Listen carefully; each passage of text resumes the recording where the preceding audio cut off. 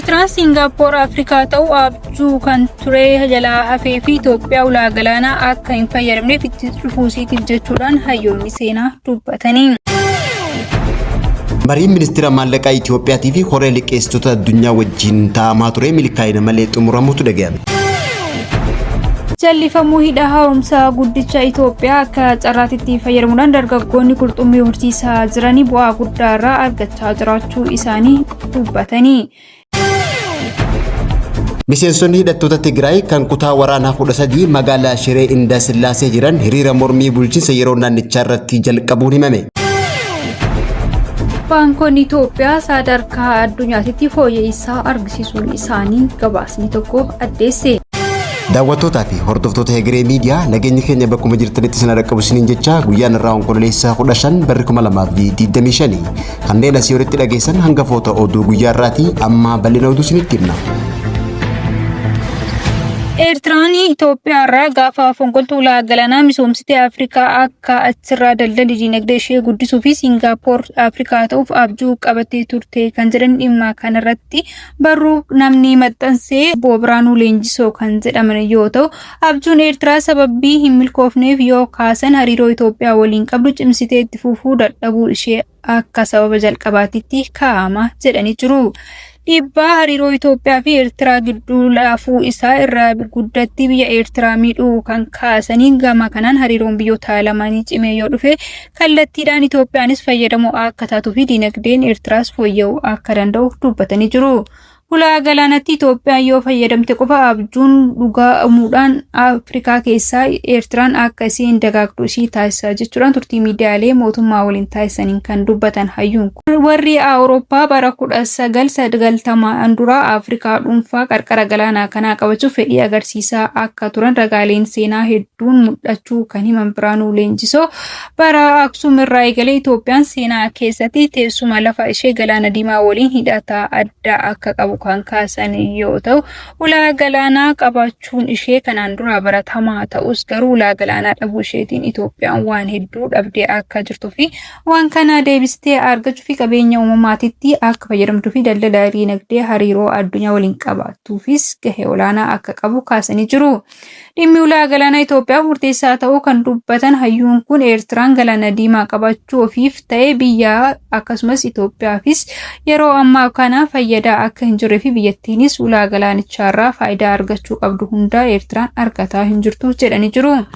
Kan Itoophiyaan dura misoomsitee iyyuu balleessiteetiin haala galii dinagdee Eertiraa jalaa gadi bu'aa dhufaa jira kan jedhani ulaan galaanaa irraa bishaan dhuguu immoo mallattoo biyyaalessaa ishee gootee akka alaabaatitti maxxansiteetiin jirti biyyi kun kan jedhan hayyuun kun ulaa galaanaa kanarraa bishaan dhuguun Eertiraa dinagdee biyyattii keessatti bu'aan inni fidaa jiru hanga sundaa miti kan jedhan yoo ta'u ulaa galaanaa kana Itoophiyaa waliin qindoominaan kan fayyadamtu yoo ta'e dinagdeen biyyattis fooyya'uu akka danda'us lafa kaa'anii jiranii. Osoo ulaa galaanaa kana Itoophiyaaf deebistee uummata Itoophiyaa fi Eertiraa boqonnaa haaraatutu argama yoo jedhani kun walooma idil addunyaafis carraa bal'aa akka uumu hayyuun kun miidiyaa EMN waliin turtii taasisan keessatti dubbataniiru. Dhiyeenya kana jilli ministeera maallaqaa Itoophiyaa Faransaay Paarisitti baankii addunyaa wajjin marii taasisaniin marii liqeessitoota boondii Itoophiyaa yuuroo doolaara biiliyoona 1 irratti taasifamee ture waliigaltee malee xumuramuun himameeti jira. Ministeerri maallaqaa Itoophiyaa marii torban lama oliif Paarisitti tureetti milkaa'ina malee akka golabee ibsuudhaan koreen liqeessitoota garuu mariin Itoophiyaa wajjin taasifamee sadarkaa bu'aa hin qabne irra gahuu fi adeemsa seeraatiin ammoo liqii isaanii Itoophiyaa gaafachuu akka danda'anis akeekkachiisaniiti jiran. Ministeerri maallaqaa Itoophiyaadhaa ibsa Qibxata kaleessa onkololeessa 14 bara 2025 baaseen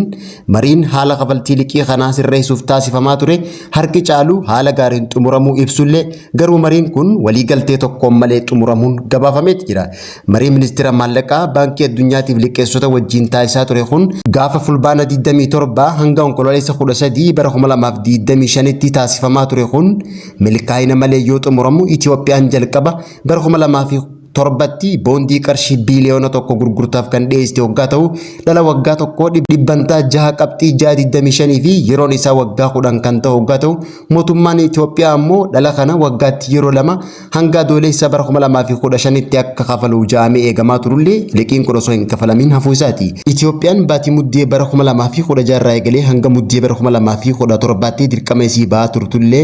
haa ta'uutii malee ammoo Itoophiyaan bara dirqama isii bahaa turtee jaamaa ture kanatti carraaqqii gootullee boondiin kun guutumaan guututti deebi'uu osoo qabu kanallee osoo hin kafalin hafuun ibsameeti jira. Itoophiyaan haala kafaltii boondii deebisuu fi dhimmoota kanaan wal qabatan irratti sirreeffama taasisuudhaaf abbootii liqii wajjin irra deddeebiin marii taasifamaa turtullee mariin kun yeroo dhumaatiif milkaa'ina kan argatin ta'uun ibsameeti jira. Mariin ammaa Faransaay Paaris keessatti taa'amaa ture irratti jilli Itoophiyaa gorsaa seeraa White and Case fi gorsaa faayinaansii Leezardii if bira fidee mari'achiisaa turullee mariin kun milkaa'ina malee hafeeti jira. Horeen liqeessitoota kanaa bittoota baandii bakka bu'us gorsitoota seeraatii fi faayinaansii isaa waliin marii wal fakkaatu irratti hirmaateeti jira. Marii kana keessatti Itoophiyaan kafaltii boondii ilaalchisee karoora jalqabaa kan dhiyeessite waggaa ta'u horeen kunis karoora mataa isii dhiyeessuudhaan deebii Itoophiyaaf deebiftee yeroon kun yeroo isa dhumaa ta'uu akeekkachiifteeti jirti. Ministeerri maallaqaa Itoophiyaa ibsa baaseen imaammata abbootii liqaa hunda walqixa laaluuf kutannoo qabaachuu isaallee ibseeti ture.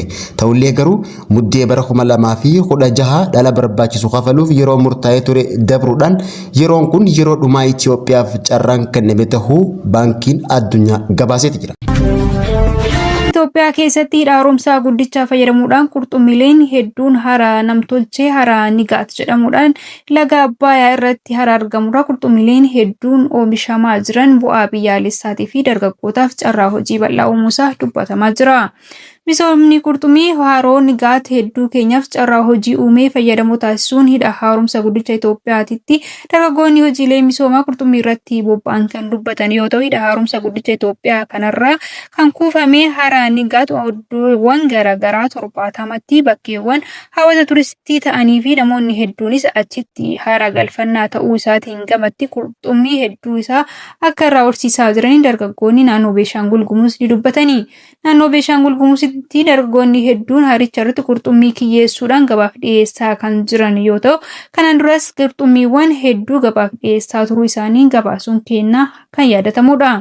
Naannichatti aanaa Mangee ganda Fixoorosaa keessatti dargaggoonni waldaan gurmaa'uudhaan qurxummii kiyyeessaa jiranii bu'aa gaarii akka gandaa isaaniitti akka argataa jiranii fi qurxummiilee kanniinis gabaa guutuu Itoophiyaatiif dhiyeessaa jiraachuu isaanii dubbatanii. Mootummaan Itoophiyaa gandoota garaagaraa keessaa dargaggoolee hojii dhabeeyyii ta'an walitti gurmeessuudhaan hojii kana akka hojjetan kan isaan taasisaa jiru yoo ta'u hara kanarratti fayyadamuudhaan qurxummiilee iddoo biraa irratti oomishaman irraa qurxummiilee sanyiileen isaanii adda ta'ee fi gabaa irrattis barbaadamummaa guddaa qaban horsiisaniitiin bu'aa biyyaalessaa fi dhuunfaa isaanii argachaa jiraachuu ni dubbatanii. Naannichatti itti aanaan bulchaa aanaa Mangee kan ta'an obbo Saalaa akka dubbatanitti eebbi hidha haaromsaa hedduu ta'uusaatiin wal qabatee bu'aawwan gama kanaan argamaa jiranii qurxummiilee haroo Nigaat irratti jiraniin dargaggoonni hedduun jijjiirama jireenya isaanii irratti fidanii kan jiranii fi aanichattis maddi galii kan duraan ture irraa hedduu jijjiiramu himanii jiru.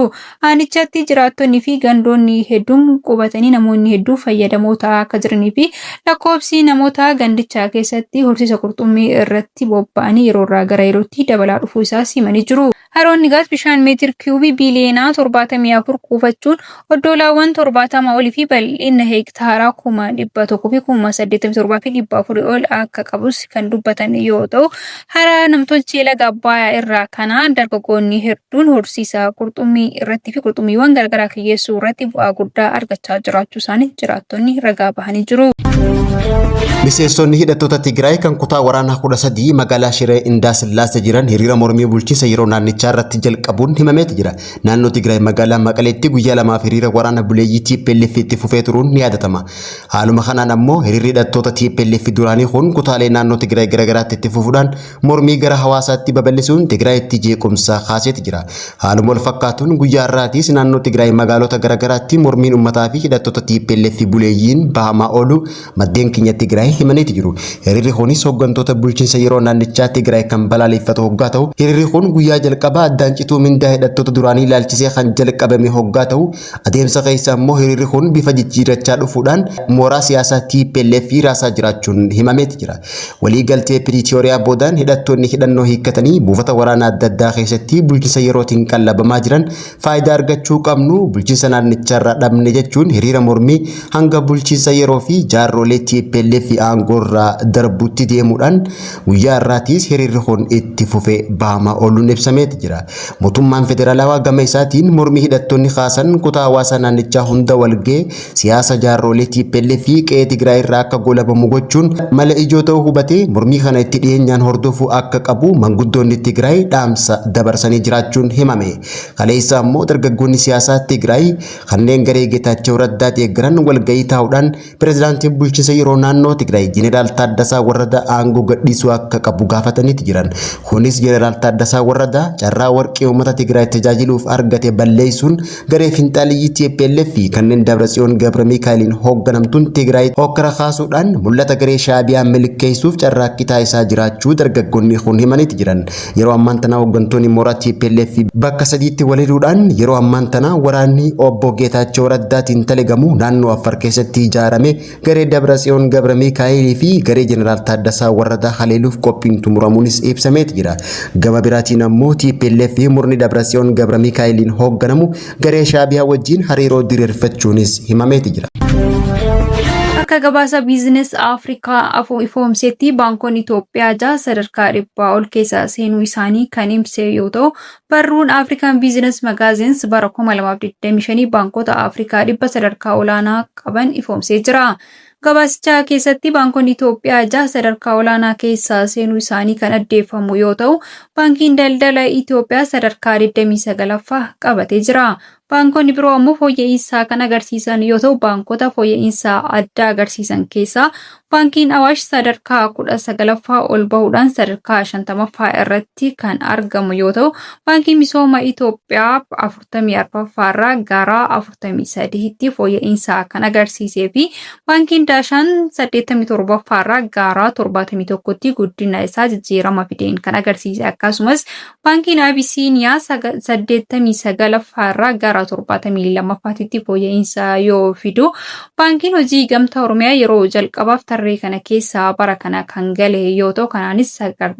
kanaanis sadarkaa 93ffaa irra gahee jira. Keeniyaan ammoo sadarkaa Afrikaatitti baankota qulqullina qabanii fi tajaajila si'ataa kennaniin dursaa kan jirtu yoo ta'u, Equity baankii CKB Group akkasumas baankiin kun CKB Groupiin kun Itoophiyaa keessas dhiyeenya kan hojiif seenuuf karoorfachuu isaa gabaasuun keenya kan yaadatamu yoo ta'u, Cooperative Bank of Kenya sadarkaa 1ffaa irraa hanga 4ffaatti kan argaman yoo ta'u, baankonni Keeniyaa kunniin gabaa Afrikaa irratti dursuu keessatti argamu. Kanaan gamattis oduuwwan kanaan dura gabaasaa tureen kan wal qabatu baankii CBK Group Itoophiyaa dhufee hojii kana isaa kan eegalu yoo ta'e, baankonni Itoophiyaa qindoominaan hojjechuudhaan sadarkaa isaanii akka fooyyeffatan kan isaan gargaaru yoo ta'u, baankichi kun ibsaa kanaan dura baaseenis baankota Itoophiyaa keessaa tokko ofitti geeddaree yookaan guutumaan guututti bituudhaan hojjechuuf karoorfachuu isaa gabaasuun keenya kan yaadatamudha.